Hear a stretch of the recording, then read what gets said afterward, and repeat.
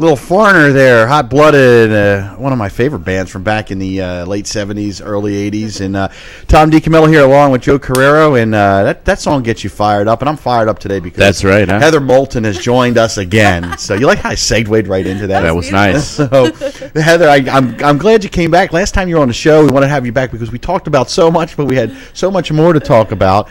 And I do have to apologize to Angela Askey, our director of marketing, because I promised her she could do the show. I was going to be at the Grand Canyon. My daughter got sick, so I jumped back in and took it over. But Angela will be doing some shows in the future. So you're listening to CAC Live on KQCK in the Santan Valley and also in Costa Rica. Hello to everybody down in Costa Rica and the cafes that are listening. We actually got some chat last week, Joe, right? From absolutely from somebody that was in the cafes listening. They had their wireless up and whatever they had, iPads, computers, laptops, phones, and chimed in. So hello to everybody in Costa Rica. Beautiful area.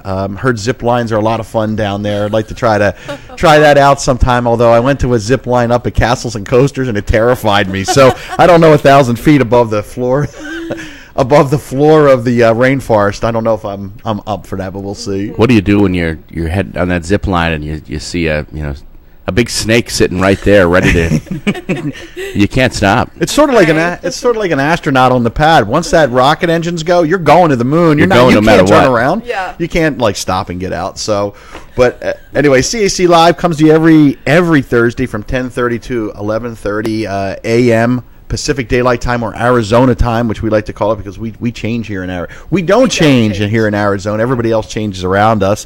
Next week, John Owens will be joining us from the CAC Theater Department, and Dora Tompkins will be the host because I definitely will be away next Thursday, Joe. So I'll be in actually going to Newport Beach for a couple days. So I am going to try to get a little time off. But Heather, we talked so much about last time. For those that weren't listening, let's first of all tell people what you do at CAC. Okay, I teach English and literature classes. That's my main job, is to teach English and literature. I also teach honors seminar classes, and then I'm the advisor for Phi Theta Kappa as well. Well, and we talked a lot about the literature classes and that whole sort of gamut of the writing last time. But let's start talking about the honors program and how important it is to CAC, and describe to people what it is and how that benefits a student. Okay, great. The honors program is amazing, and I feel so lucky to be a part of it.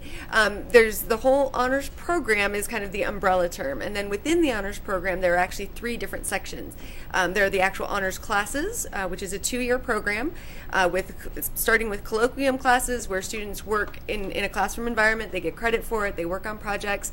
And then the second half are the seminar classes, which specific classes that the students choose, say an art class or an English class or whatever, and then they do projects within that class. So it's the full 2-year program is the honors program, and then students can graduate with honors, which you saw at graduation, right? All those people who kept standing up for honors and for Phi Theta Kappa and everything else. And then Phi Theta Kappa is the honors organization. It's the honors organization of the 2-year college. It's basically at the universities they have Phi Beta Kappa. We're Phi Theta Kappa, so we're for the 2-year universities, but it's for students who have a 3.5 or above. They're invited to join, and it is by invitation only, based on their GPA, based on the college transfer classes that they've taken. And then we also have another program called ACES, which is for students who are interested in kind of getting into honors, but maybe not all, like doing the honors work, the honors classes, so they can be part of this ACES program, where they do take a class, actually taught by Keith Eubanks, a leadership class, and then they do basically extracurricular cultural activities and write about them. So those are the 3 kind of programs within the honors program. Now, it's funny because you mentioned Keith Eubanks teaching those classes, and for those of you who remember when we did the science night, Keith brought in all his toys. Yes. So he's a really cool teacher. You think honors and work, and I don't know if I want to get involved with that. But remember, Keith had all the lightsabers and all the Star Wars and Star Trek paraphernalia. So that's you're going to get a really cool teacher when you get that. So let's talk a little bit more about Phi Theta Kappa first. It's been around. It's a national organization, and it has been around a long time. It's not something that just kind of came about, right. And it's a very prestigious association to be part of, and then ultimately this is where our All Arizona academic students come from, and talk a little bit about that. Sure. Even though the All Arizona Academic Team Scholarship is open to anyone, anybody can apply. Anybody at the schools or at our school can apply. But generally, it's the honors and Phi Theta Kappa students who apply and who win. Consistently since I've been a part of it, which is almost 8 years now, it's always been Phi Theta Kappa and honors students. And usually they're in both, who seem to win it. And it is sponsored by Phi Theta Kappa and USA Today. They sort of co-sponsor it together. And basically the students who win get 2 years tuition paid at one of the 3 state universities. So it's really amazing, but it's a huge process. The application process is giant, and it takes a long time. And honors students, honestly, they're used to doing that kind of work, that level of work. And we give seminars to help them with it, but all we can do as an advisor, or as Tamara Cochran is the honors director, all we can do is offer advice, help them with editing, but they have to do all that work, and for a couple of students it pays off a whole lot. It's really interesting, and we'll talk about the specifics, some of the students, because I've had an opportunity we went down into the luncheon back in February, but to interact with these students. But when you look at it, here you have students in Pinal County, and these students, more likely, if they've signed the Promise for the Future contract, they have that GPA already coming out of high school, so now they get 2 years of tuition waivers at CAC. They may be getting other scholarships. Now they get into this honors program, or they do the level of work where they get the All Arizona Academic. They get 2-year scholarships, so suddenly they're graduating from a 4-year school, no bills. I know. How important is that for starting your career? I think it's so important. As someone who's going to be paying off her student loans until she dies, which a lot of people can relate to, and I wouldn't trade it for the world. It's the best debt I have by far. But for students to be able to start their career and just be able to jump into their lives and not have to worry about the 30-year repayment plan or the pay till you die plan. I think it's really important for them. It just gives them an opportunity, a lot less stress, I think, more than anything. And you get enough stress in college. You don't need that kind of stress once you're out of college. Definitely don't. You definitely don't. And it's funny because I go back and think I graduated from Westchester University in 1989, got married a year later, and then 4 years later we bought our first house. So we're getting close to 30 by the time 28, 29 we bought our first house. And the ratio of debt to income was fine. Our credit was great. And the one thing that held it up was $900 I owed on my student loan. That was it. That's all I owed. And that was holding. So, and I paid for myself. So my parents gave us a gift and paid off that last little bit. So we were, but that was the only thing that held it up. So you don't realize that stuff like that, especially today after all the foreclosures and everything, the way the economy is, it's not that you're failing to repay it. It's just that you have that debt on your record that you're paying off. It makes it harder because of what's transpired the last 5 years. Absolutely. And for them to not have that, it's just, they're so lucky. And I imagine that students like this too, if it's paid for, they have money, they might be able to save money, and now they go right to their master's, or they go get GA positions, or they go and get more funding somewhere, scholarships, and now they don't have to pay for it. But it's all about opportunity. It is. And these are the students who take advantage of those opportunities. Most of them, once they transfer with the scholarship, sorry, lost my mind, with their scholarship will go into the honors college at whichever school they transfer to, Barrett Honors College at both U of A as well as ASU. NAU probably has something similar, but I'm not as familiar. And so, most of them will go into, keep taking advantage of those opportunities and go into the honors college and then go on for their masters or their PhDs. I mean, these are the students who are going to change, they're going to change the world, and we see it right from the get-go when they get to CAC. And that's what college is all about. We talked about it. Community college is all about, and that's what CAC does. But when you have an honors program like this, it really is sort of taking that next step. You kind of lay that foundation by having a college, but really when you have an honors program, doesn't it really sort of lay out that that roadmap for them a lot clearer? I think it does, absolutely, and I've seen it. I've seen them, from the beginning when they're really nervous about being a part of it, or they're asking me because they need two letters of recommendation to get in, along with their GPA, along with the personal statement. So they're already getting used to that. Here's what I have to do to succeed, and then they get into the program and they're nervous and they're not sure what to do and they're overwhelmed by the work and the book, and by the end, they walk tall at graduation, and they're like, look at all I did. And it's an amazing opportunity, and I know they're going to be successful. And I hear from them years later, and they're hugely successful. The process for Phi Theta Kappa, just take us through the process of getting involved with that. Sure. If somebody, and Joe, why don't you give out the number in case anybody wants to call and talk about, ask Heather questions about the honors program, PTK, the different programs we have. All right, to call in, just call 480-745-1033, and I'll take your calls and either put you live on the air or relay your message, or just jump on the chat and chat with me. Cool. That would be great. So talk a little about what's the process for PTK. I'm a student. I want to come in. I want to do this. What do I need to do? I have no idea. Okay, great. Well, the first thing you need to do is get good grades. Okay. That's step one. So I got a 1.8. I'm done.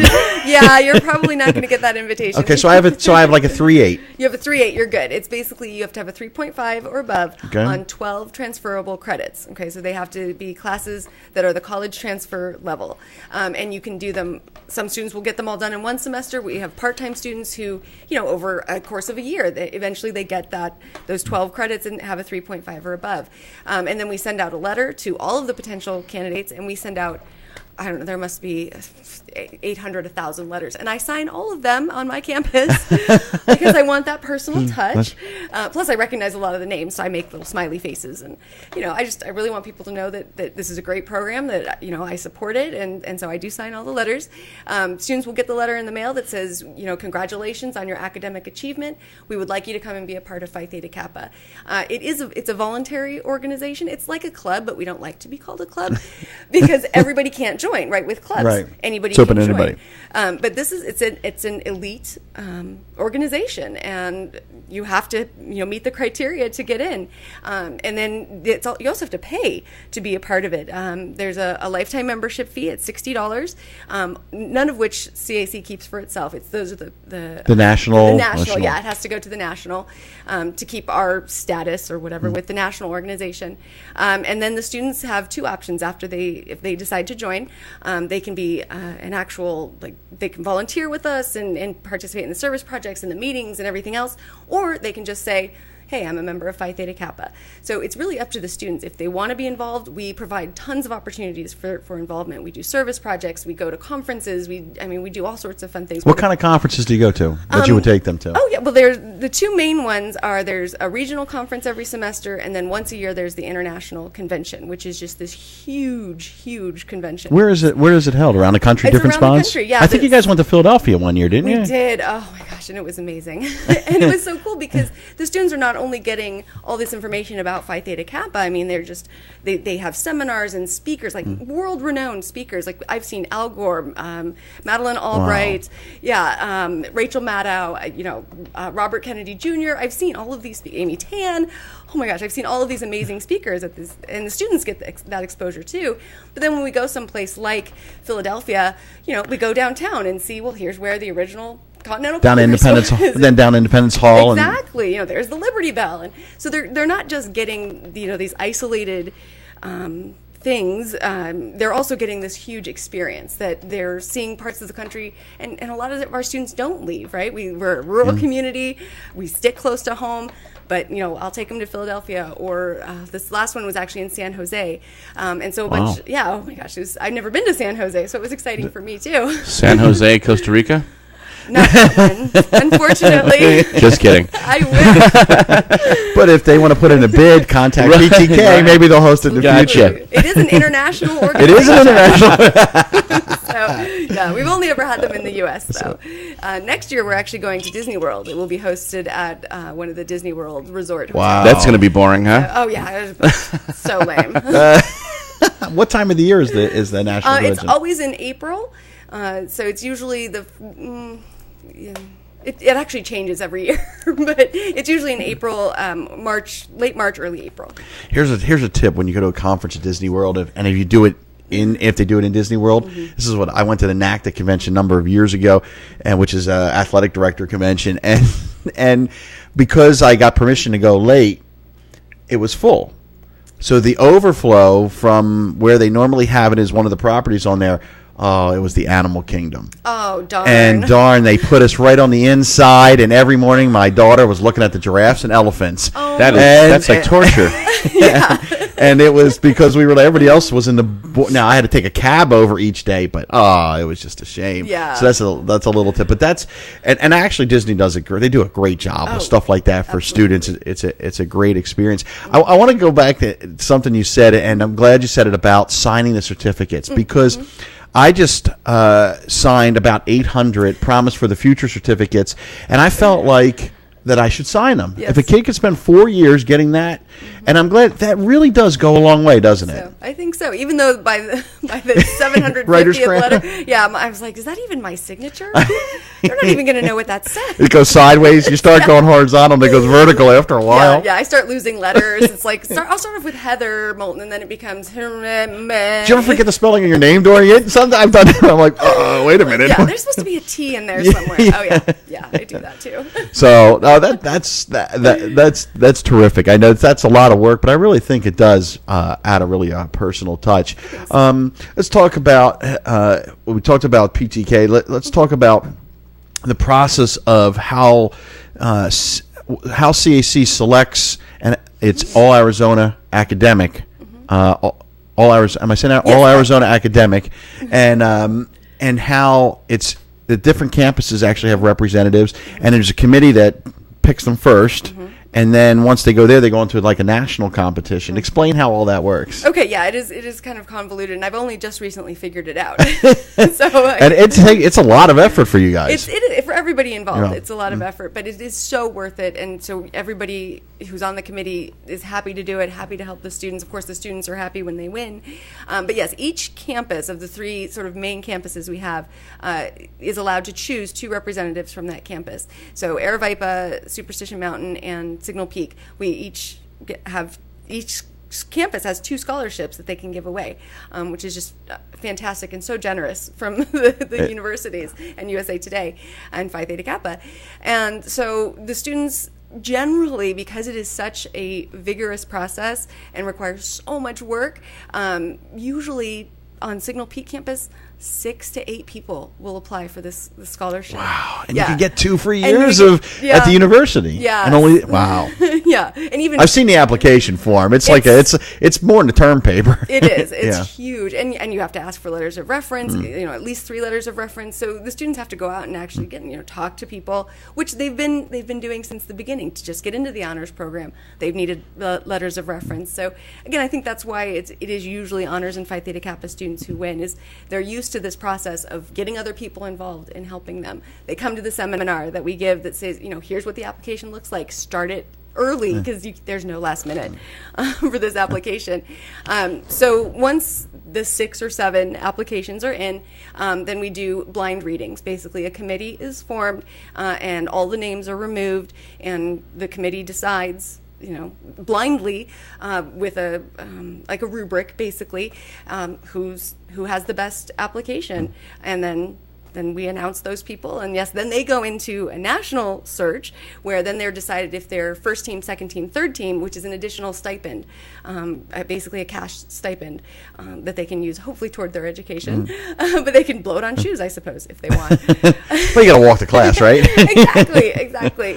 And actually, this last award ceremony, I think we had the most people in the first team. Yes, we've had since I've been. Do we have 3? I think we had 3. 3 first teamers, 2 second teamers, and 1 third teamer. So that I was just so proud of our little school. We did really great things. Yeah, because between the scholarships and then CAC giving them a check that helps towards books or whatever they're doing, shoes maybe, and then everything that goes with it, it really sets them up, especially when you have students from the Aravaipa campus, which is so far from any university, that it's really created an opportunity.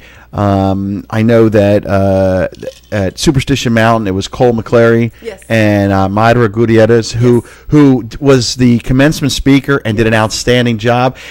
I was talking with her before, and she felt like Flavor Flav. She had all the jewelry, she had all the PTK, she had all those medals around her, Yes. and I said, you just need a clock. Yes. Oh my God. You know? Did she even know who you were talking about? She did, Oh, because she wow. said Bless her that. heart. Well, actually, she said that to me. She said, I feel like Flavor Flav. And I said, you know who that is? I said, you just need the clock. Great. But she was walking. It looked like she was like leaning forward because she had so much. But I said when Bill Brown was sitting next to me, and I said to him, I said, this young lady's going to go far. She really is. And she's from the Santan Valley area, and had this campus been open, she would have attended it. She said she was excited about it opening for other people. So, and then at the Signal Peak campus. It was Shirley Gutierrez and Gerardo Lona. Gerardo. Yes, Gerardo came over to my office a couple times, and then out at Aravaipa, it was Linda Dickey. Yes. And who I don't know. non-traditional student, and I think Alejandro Romero. I think that's the only one. If I got that wrong, Yeah. I'm sorry if I said that wrong. But I know Linda is. I think her daughter. It's her daughter or children are going to go to CC, or they're enrolled in CC, but she's non-traditional, and that's great. I mean, an opportunity. It's not just 18, 19-year-olds. It's somebody who's an adult that has kids, so they just did a fantastic job. Absolutely. I mean, it's always been that way. We've always had a huge variety, because we have a huge variety at all of our campuses, non-traditional, and then we also have the 16-year-olds and everything in between, which I think is really great. Now, do you have students that are taking advantage of like First Step and the dual enrollment stuff, that they're getting enough credits that by the time they come to CAC full time out of high school, they can go right into the program, or some in high school and actually already in the program? Yes, we have had that. We have had the dual enrollment students, because we do consider their high school GPA, especially if they're in with the AP classes, the advanced placement classes, and yes, definitely if they're in dual enrollment. So yes, they can come right into the program. Yeah, it's amazing. We had 3 or 4 students graduate from CAC last. When was it? Last weekend? Yeah. Oh my gosh, we had 3 graduations, Right. But they graduated. I think it was one at each campus. Graduated from high school, graduated from college, and got their degree before they graduated from high school. Yeah, which is amazing. Actually, amazing. we actually have Guy Harrison's working on some stories. I'd like to try to get them in here for a show, but they're still underage, so I got to get their parents' permission. Right. But it's kind of neat. But those are the kind of students we get, which is why CAC is such an integral part of the community, and why we needed to expand. Agreed. Oh my gosh, I agree completely. And what'll be great is when we have the Maricopa campus open, we have the Santan Valley campus open, we'll be able to have Phi Theta Kappa at those campuses as well, and hopefully the honors program too. So they will. So we will end up choosing students from those campuses as well. Yeah, that's our plan right now. Is we want to get the honors program and Phi Theta Kappa at the new campuses. That's awesome. I mean, that's a great lure. It's you're listening to CAC Live. Tom DiCamillo, Joe Carrera. We're visiting with Heather Moulton. Heather, always one of the great guests to come in. So last time you were on, did you get a lot of feedback from? I did. I sent the YouTube clip to my mom, who said it was the greatest thing she'd ever seen. So, that's what moms are good There's for. no bias there at all. No, not at all. Is your mom listening today? I told her I would be on, so hopefully she is. Hi, Mom, if you are. Where's she live at? She lives in Rancho Cucamonga, California. Ah, okay. Yes. So hello to Mom in Rancho Cucamonga, California.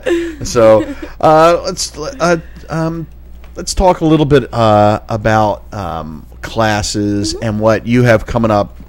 You actually, and I'm paging through this, but a list of classes that are available. And when I was looking at this, they're actually available throughout the district, everywhere from the Florence Center, online, the corporate center, Signal Peak campus.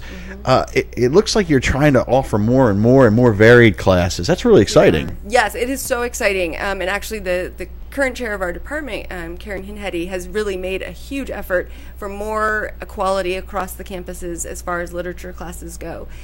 So even though we'll have ITV classes, but it's not just people at Signal Peak doing the ITV, it's people at Maricopa doing the ITV, or Aravaipa, or Superstition Mountain campus, whereas for a long time we were just at Signal Peak. But because we've expanded so much and the technology has been put in place in all of these other campuses, now we can have people throughout the district. So if you offer a class in Maricopa and you have the professor there, and those students get the one-on-one interaction, but then somebody else back at Signal Peak, Aravaipa, can also have an opportunity to take it. So it's not just Signal Peak centric, so to speak. Right. And for a long time it was Signal Peak centric. It's it's and I do have to Karen and that whole department, the last astronomy night that we did, the science night, the whole entire department came out and incorporated the whole sort of literature and English part into that evening, and it was extremely well received. I mean, we had almost 500 people that night. It was totally free. Joe, you were in Costa Rica. I know you couldn't make it. You were bummed about that. I heard it was a fantastic night, though. Yeah, just so in the fall, the kids had a great time. Yeah, they were absolutely. Yeah, it was a lot of fun. But in terms of these classes now, it's important, and Veronica Duran has talked about this. We've talked about the purge, where you need to. It's a little change of philosophy. So for these classes, you're encouraging people. These are great classes. You got to sign up and pay your bill, and by the deadlines prescribed, and you're going to get the quality. Yes, exactly. And I am. Of course, we're all nervous about the new philosophy, but I think we're all excited as well, because it keeps everybody being responsible, and that's something we have to teach in college is responsibility. And so you have to be on time. You cannot wait till the last minute. If a class is met, you can no longer add that class during add drop week. So I think we actually might have to change the name to Drop Week instead of Add Drop Week. But the reason for that is studies show that when students come after those first or second or third time during that drop at week, they're so far behind, they're not successful. Exactly. So that's why I'm really excited about the whole new program. I think it's going to be really beneficial to the students, even though they might, the new students will never know. They won't know anything different. But students who are on their second semester or second year around might be a little nervous about it. But I think it's so important, and it's going to benefit them. You have to be in class. That's it. You have to pay your bills. That's it. I mean, just like real life, you have to go to work. You have to pay your bills for your life. So I think we're really teaching them life skills as well. It's an important part, because I remember, like, when I went to apply for financial aid. I mean, if you didn't apply for financial aid early, forget it. You might not even. And I know community colleges, sometimes you can go sort of year round or at the last minute. And now you really have to plan. It's a much better way to do it, because you're adding stress of figuring out how to pay for your classes. Right. I'm sure you see that kids not just kids, anybody in your class, they're worried about, how am I going to buy the book? Do I have enough to pay the tuition? I'm not paying attention to Heather. She's teaching me.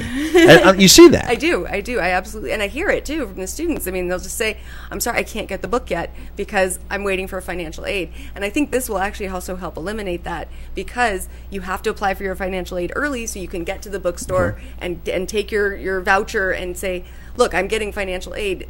Whereas if you wait till the last minute, who knows when the financial aid is going to come in? Well, and that also helps CAC be financially responsible, because you're planning your classes. Yes. You know what's going to fill if you have to add more classes or open up more spots. For a professor in planning, it's got to be able to help you, that you can count on, here's the number of students I'm going to have. Yes, it is. It's really helpful for me to be able to look and see, okay, how many spots are open?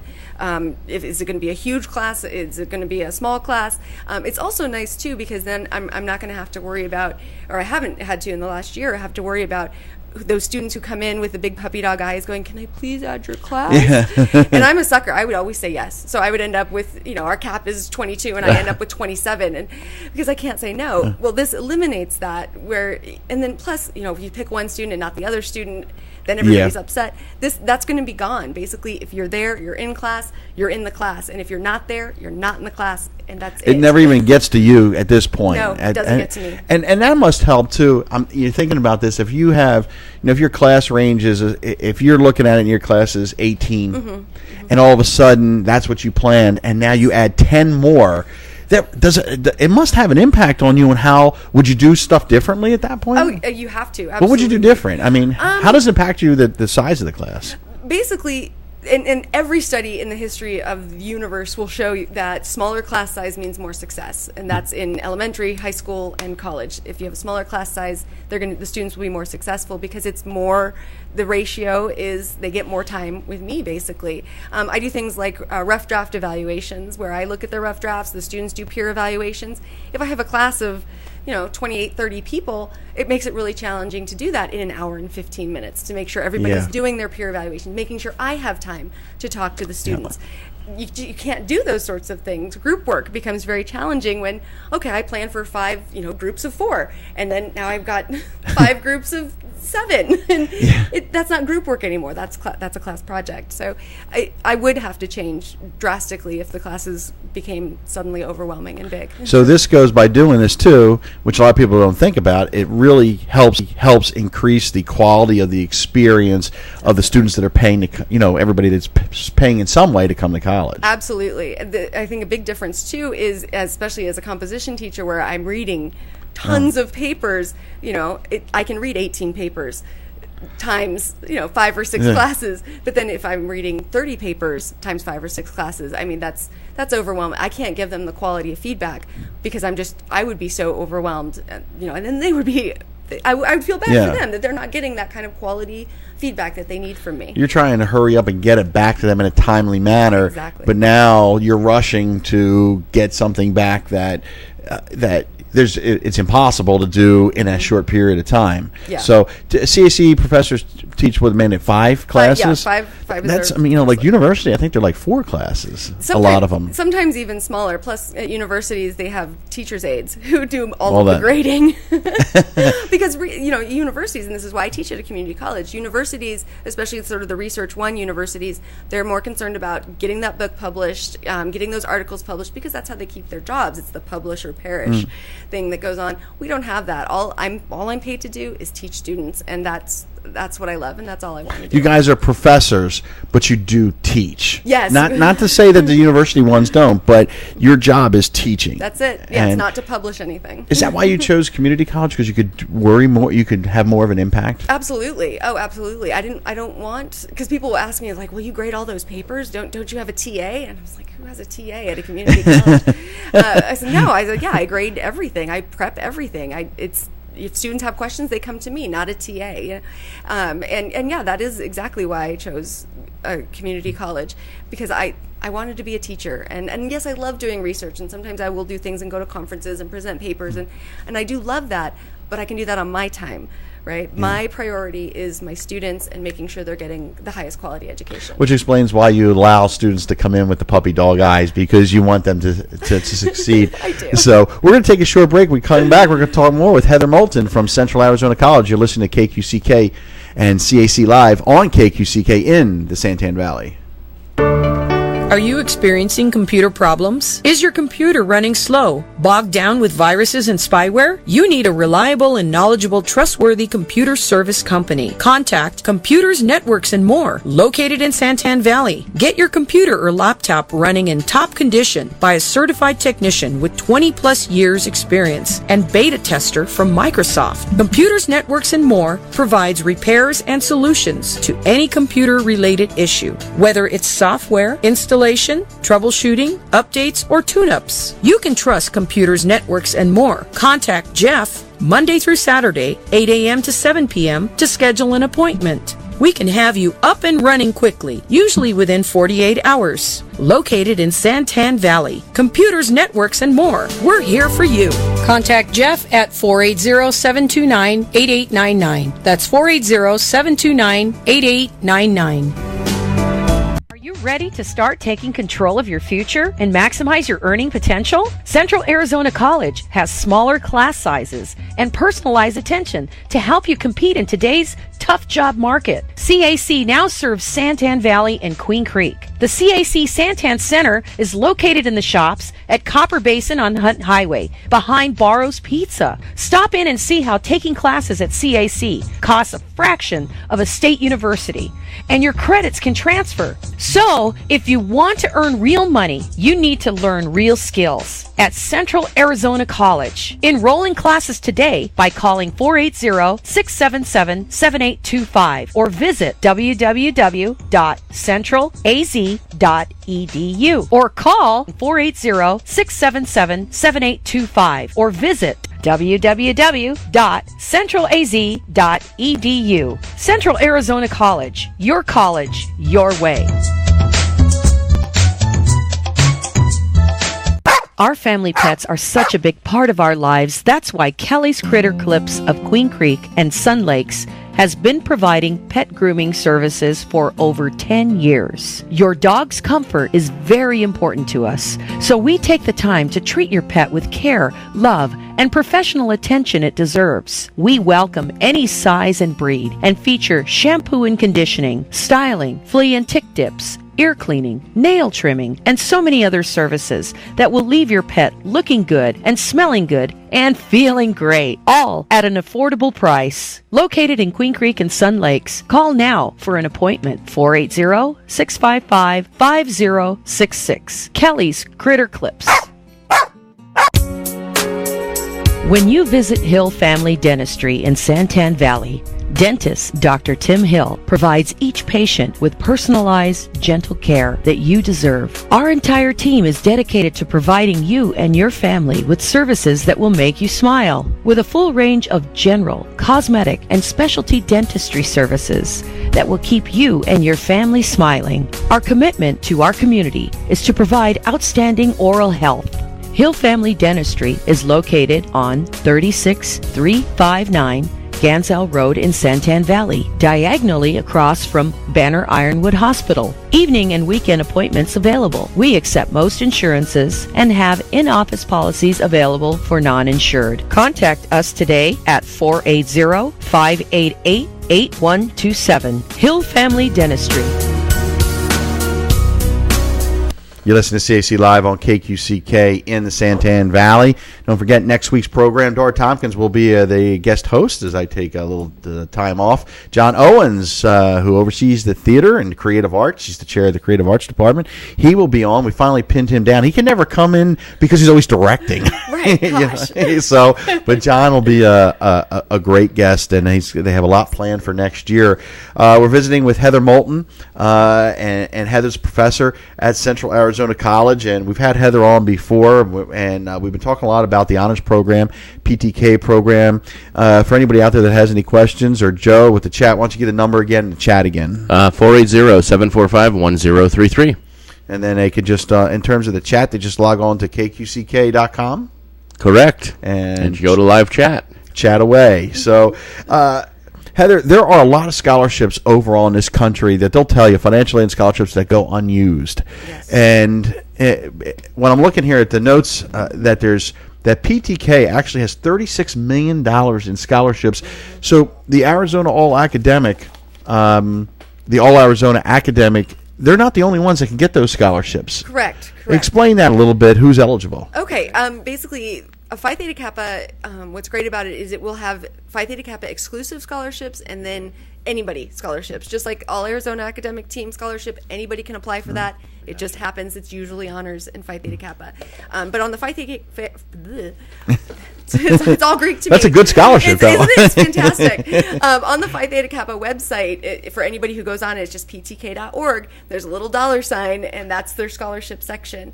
And there are certain scholarships that say these are open to anybody, and then there are others where you have to have your member number, which you get once you fill out the application and send in your money. Then that's exclusively for Phi Theta Kappa, and it's basically across the United States, even if it's an international organization, where you can get scholarships for tuition, you can get waivers, you can get... Ooh, there was a ringing right there. You actually had a caller, but keep going. Okay, cool. I didn't heard that before. And including, I know in Arizona, that students who are Phi Theta Kappa members, when they transfer to one of the 3 state universities, get an automatic, it used to be $500, I've heard it's more now, an automatic scholarship, basically, just for applying, just because you're part of Phi Theta Kappa. Other universities will waive their entrance fees, the application fees, which can get pricey, especially Yeah. if you're applying to multiple universities. So yeah, I mean, there's so many scholarships, and they also Phi Theta Kappa works with other companies, big companies like Geico, Coca-Cola, who also provide scholarship money as well. Geico has been a huge supporter. There's actually always a gecko at the international convention walking around. And, yeah, That's great. Although walking around, I've seen that thing in person too. It can be a little disturbing. it but can be a little bit. So we had a call. Paul from Phoenix wanted to know, do you have a list of available scholarships that don't get used? Oh, that's great. I know that don't get used. That's actually tricky. It's because the scholarships are given out by so many different organizations that the common thing is that not all the money is ever used. Right. And financial aid is like the same way. Like not all the money is ever used. So the conventional wisdom is look and apply and kind of search around. There is no one list of Right. scholarships, but what you do is identify what your needs are, look at the different organizations that, and a lot of it may be through your businesses. If you're working or if your parents are working, sometimes their companies have them. So the best way to do is kind of look around, do a search for scholarships, apply, because a lot of people end up, there's scholarships that don't even apply, that they don't get many, look at how many, what you said for CAC, for the honors program, there was, you said six to eight? Or Between 6 and 8, yeah, for that two-year tuition waiver. And so you have a really good chance of winning. The people Yeah, who a lot better than winning the lottery the last Way the last time. So the scholarships that are available, this what we talked about, this $36 million, is it available to use for while you're at a 2-year school, or for a 4-year school? You're at a 2-year school and then have to go. How does that work? Honestly, both. It's really both. Phi Theta Kappa does have scholarships specifically for the community college, and a lot of times it'll be for students going into their sophomore year, because usually it takes a little while to get into Phi Theta Kappa. But they want them to stay at the community college and complete the honors program. Phi Theta Kappa is a huge supporter of honors programs everywhere. But then they'll have the transfer scholarships, so they also want the students to be able to transfer. And most honor students, most Phi Theta Kappa students are transfer students. Not all of them, right? We have students who are getting certificates, who are ending at their associates, but a lot of them do transfer. And so Phi Theta Kappa gives a lot of money to make sure those students transfer and have all of the opportunities available. One of the big awards is this Geist White Scholarship. Yes. It's a $5,000 scholarship, and I think in the last 6 years, CAC has earned 3 of them, all from the Superstition Mountain Yes. campus. Yes. And Maida Gutierrez, who we're talking about, was one of the winners. I know Kelly Linticum a couple years ago won one, and there was another one, and I forget her name. we're and both blanking. I know, and if somebody from CAC remembers her name, Jeff Bunkelman would know. Probably know. And that they can call up Joe, but I can't, and I can see her face, and I can't remember her name, but. The point is that's $15,000 in scholarships that went to 3 CAC students to go on to the universities. That's an amazing accomplishment. Yes, absolutely. And all 3 of those women were in the honors program as well as Phi Theta Kappa. So Well, you said something there. They were all 3 were women And that they were earned all them. 3 women. so it's open to a lot of people. What is the National Dean's List? the National Dean's List is basically if you earn I believe it's a 3.5. I'm pretty sure it's But they can look on the website and see exactly. Yeah, they can, absolutely. Yeah. But I'm pretty sure it's if you have a 3.5 GPA, then you go into basically this pool of all of students across the country, possibly across the world if that's international as well, but certainly across the country, and that says, yes, that you've made the Dean's List, and that looks really good when you're applying for scholarships, to say, yes, I'm part of Phi Theta Kappa, I'm part of honors, I've been on the Dean's List for this many semesters, because that says you have maintained a high GPA, and that's what, especially when applying for scholarships, they want to see that if they're going to give you money, they want to know that you're going to keep those grades up and succeed if they give you money to transfer to university. See, that goes all to what we've talked about. Doris Helmich, our president, has talked about it. It's completion. Yes. You want to complete. I know a lot of students when I went to school that would get, and then they just would never finish that last one. Now, I had a friend, it took him 7 years. Now, we call him Tommy Boy jokingly, but, Right? but he wasn't a doctor either. So, but but he had a lot of things in his life he had to do. But he did, Yes. and very successful right now. He's in the music industry, selling actually music equipment. He's for one of the company services schools. Very successful. But we would joke with him because he started when we did, and 3 years after we graduated, he was still there. And I'm like, we joke and say, you going to med school or what? Right. So, but it's about completion. It is about completion, no matter how long it takes. Of course, yes, we want students to complete in a timely manner so they can go out there and succeed and get the better jobs and whatever they want to fulfill in their lives. Of course, we want that. But if it takes 7 years, then, we're going to be there for them for those 7 years. You listen to CAC Live on KQCK in the Santan Valley. I know I talk fast and get animated. You talk fast and get animated. We scared Joe. We just left the studio. So if you're watching, Joe took off. He'll be back in a few minutes. Talk about the Leaders of Promise. What is that? Okay, basically, just the leadership opportunities are one of the big things with Phi Theta Kappa, because that's what you need if you're going to get ahead. You need leadership skills, and so Phi Theta Kappa provides that. Just on each campus, we have a set of officers, and we go through officer elections, and then even though I'm the advisor and I guide the students, it's their job to run the meetings, figure out what we're doing, send out minutes, make announcements, things like that. And I'll help them and train them, and the previous officers will always help and train them, but basically they get that first experience of, I'm in charge here. I'm responsible for people. Is there an aha moment? Is there an epiphany when they realize that they have that presence? Because I used to tell young people that came to work for me in the athletic department, and they would go to a game, they were managing it, and they were terrified. But there was always that moment where they were like, oh, yes, I'm in charge, and I can say, this is the call I'm making on the scoring, or this is the situation with the official. I can do that. You must see that, especially in a leadership program. Absolutely. I definitely see it. Because at first, and we elect officers usually in January or February, so it's the calendar year rather than the academic year. And they're just like, well, yeah, I think I want a position. I don't know. And that's where I come in as the advisor. I'm like, of course you want a position. This is going to benefit you for the rest of your life. Sign here. You're going. Exactly. It's going to be great. And if we look at the people who have won the Geist White, the people who have won the academic, the All Arizona Academic Team Scholarship, they have all been officers in Phi Theta Kappa. I can guarantee that.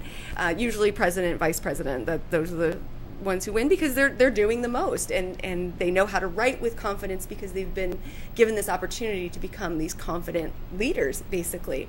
They're also the ones who will go to the local regional conferences. They'll go to the international convention. Some of them may even hold positions in regional leadership through Phi Theta Kappa. So they have, just really, there are different levels of leadership, but just giving them that opportunity. It looks great on scholarship applications when they're transferring to university. When they're getting a job, it's like, well, what have you done? Well, I was the president of Phi Theta Kappa for a year. Okay, well, what did that entail? And then they have this list of things. Well, I organized this. I came up with this idea. I had to write this, project. And so it really gives them, I think, amazing opportunities. It really opens up. It gets their foot in the door because it's really when you see young people, and that's why I always say people go to school online, and I get that, and that's important, especially people that have families that are going back to school. But for young people, I always tell them, go. Yes. You need to get involved. Yes. And I think all of us got involved with our institutions, and that's when you become a leader. It really it changes you. Agreed. It really does. It teaches you how to make a decision. Sometimes you make a decision, it's not the right decision, but you've made it, you stand by it, and that's what you're teaching them. At this point, they're not making life and death decisions. Right. Thank goodness. And hopefully they never will have to. But yeah, unless you're part of the EMS program, then you may be making a life and death decision. But for the most part, it's allowing them to learn to make those decisions and give them confidence. And I love to see it when a student is confident. When a student comes to me, and you probably are like this. When I talk with a student. And sometimes you see that you're an administrator or you're an employee, and they have this almost like you're their parent. Yes. You're that kind of, and when they come and talk to me that they're adults. Yes. And I love to see that because I'm like, you know what? You know things that I don't know.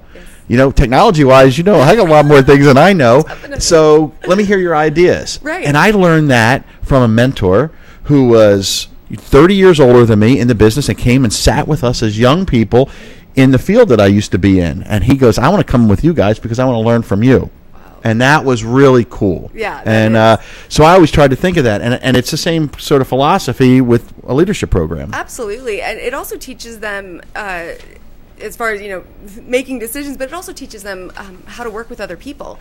We have an officer team, so we have a president. This semester we have 2 vice presidents in charge of different areas. We have a secretary, we have public events coordinator, we have a student leadership representative, we have public relations officer. So I mean, they are a team, and they have to get along, and then they also have to work with students at other campuses who have their own officer team.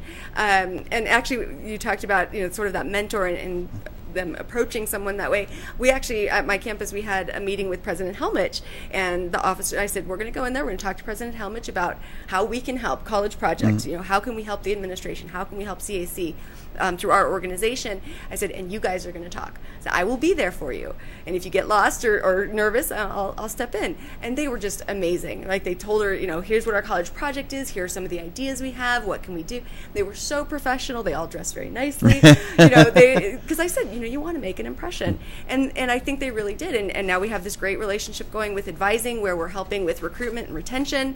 And I think it was a really good experience for them to see, I can talk to the president and she will listen to me, and there's this mutual respect, and I think that meant a lot to them. I was thinking is, you said you have a public relations person, a community events person, you have a marketing person, or does that fall under public relations, or it would fall under that? Yeah. Is that like in an office like mine, where I have a marketing director and I have a community, that they shadow them? Because then they're also doing events that we could help them. We've kind of talked about that over the years, but we want to engage the students more. And I'm used to, we brought a young lady in this year that wanted to write, and she had some writing skills, so we turned her loose to write a lot of stuff. But it would be great for this group to, if the students want to. And I like the fact that your leadership starts in January, because that continuity. Yes. I think that's really important, because Agreed. you lose over the summer. You don't know who's coming back. Exactly. And one of the things we try to make sure of is that if they're going to serve in that leadership position, especially president, vice president, secretary, that they are there for the whole year. So, some positions it's like, well, okay, if you want to just do it for a semester because you're graduating, okay, but we want that continuity. And then we hope that they're not graduating in December so they can train the next year's officers. But that's the best way to learn, because they'll listen. Not that they won't listen to us, but they buy into it more if it's their peers at their age level. They really do. I want to talk about 2 things: service projects, but I also want to talk about first is the actual ceremony. There's an actual ceremony on each campus, and it happens in the fall and the spring. Yes. And it's an induction, and it involves fire. Yes. but candle lighting. Right. So since we were fired up coming into today's show, but talk about that. It's a really important part. It's ceremonial, but it's a really important part of this program. It is, absolutely. And it is also something that is run by the officers, where we have a script, where we rehearse, where, they do everything. I also have a few speaking parts, but in general, it's the officers who really put it together, and they do such a great job. I'm always so proud of them. But yeah, the induction ceremony is an optional ceremony. People who want to join the organization, realistically, all you have to do is fill out the form and pay the $60.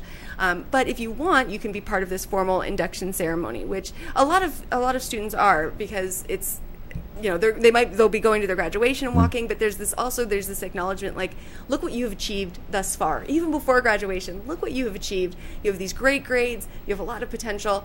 They bring their family members, and yes, there is fire and flowers, and it's all very nice. But it's basically it's a welcoming into the organization, as well as, now that you're here, there are standards that you have to uphold, which includes academic vigor and service. You're going to want to participate in service, and because the 4 hallmarks of Phi Theta Kappa are service, leadership, fellowship, which is just the fun stuff.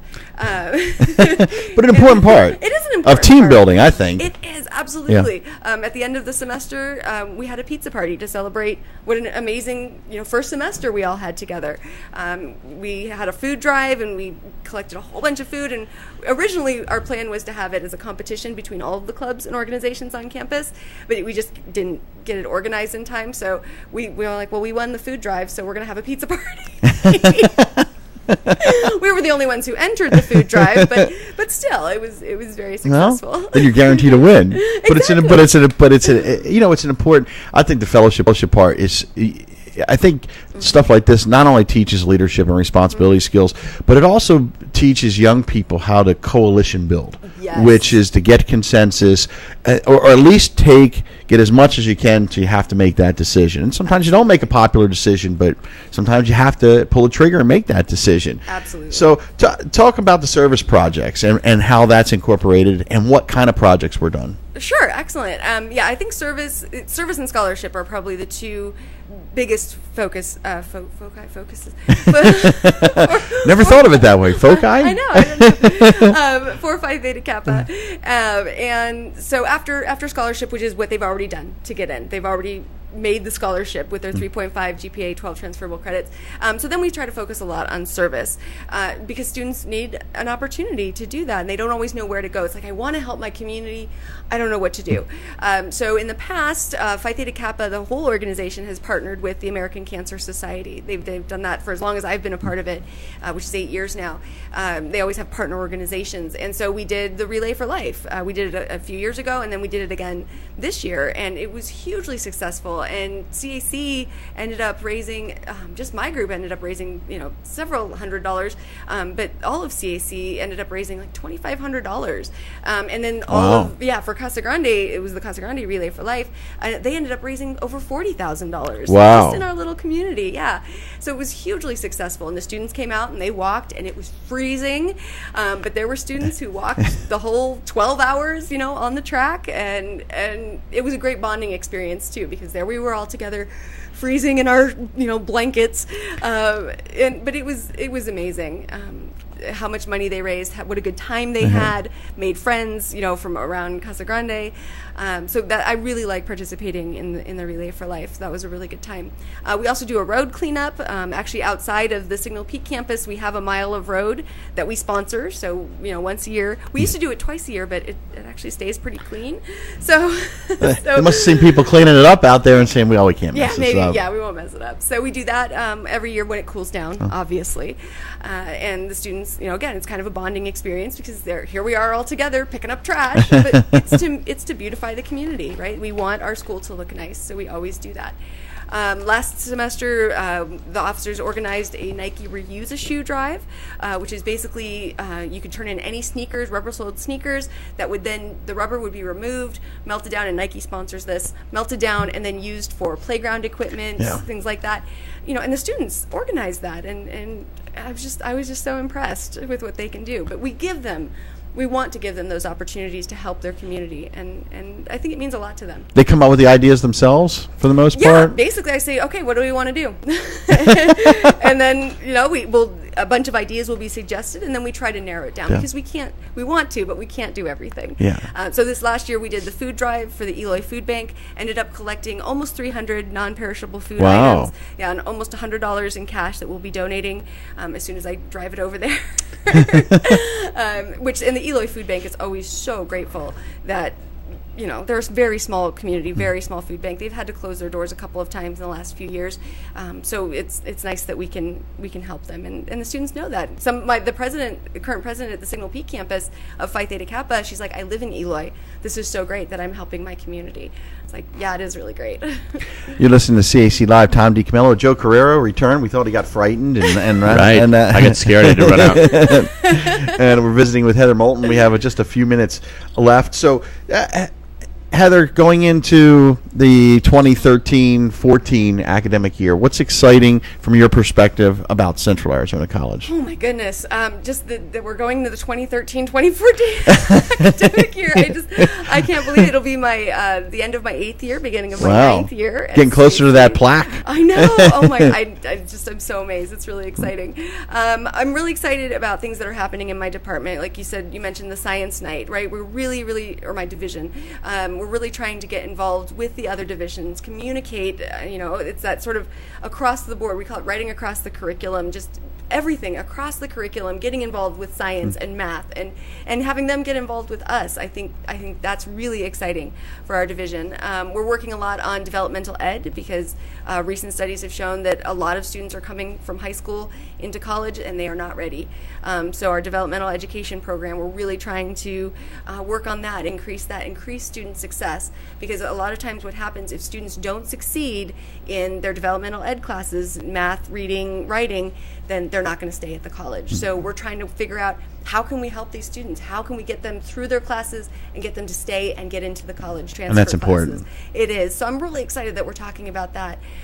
For me personally, I'm really excited about my zombie literature class.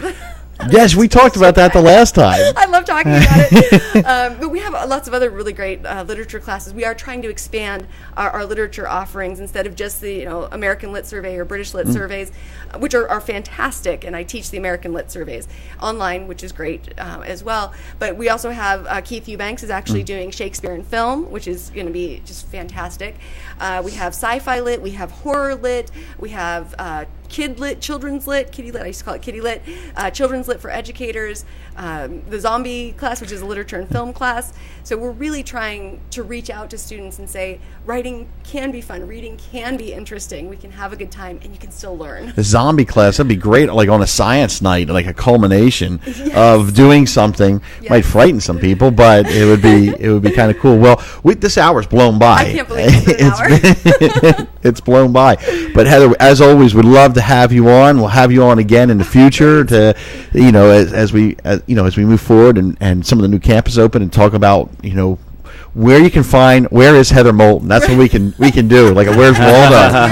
Yes. So, and again, if people are interested in PTK or the honors program, can they email or call or look on a website? Can you give out that information? Yes, all of the above. Absolutely. I'm always available, and I'm actually teaching summer school, so I will be on campus all summer. And it's just heather.moulton. That's MOULTON at centralaz.edu.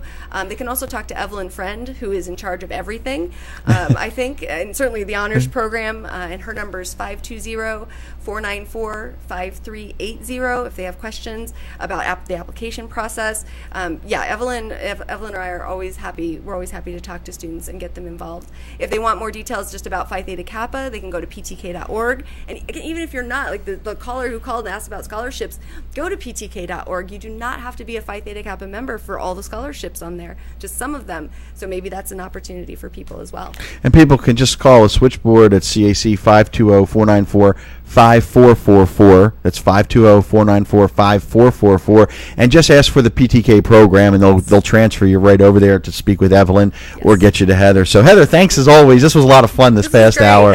So I think we can host a show for you. We got enough energy today. We wouldn't even need guests, right? So, Absolutely. So for Heather Moulton and for Joe Carrera, I'm Tom DiCamillo. Don't forget next week John Owens from the theater department will be here with Dara Tompkins, who will be the special guest host. I'll be back in 2 weeks when we talk more about CAC Live on KQCK in the Santan Valley. Are you planning on starting a new business? In this economy, as a new business, you'll need to watch every single dollar before you make any decisions on phone service.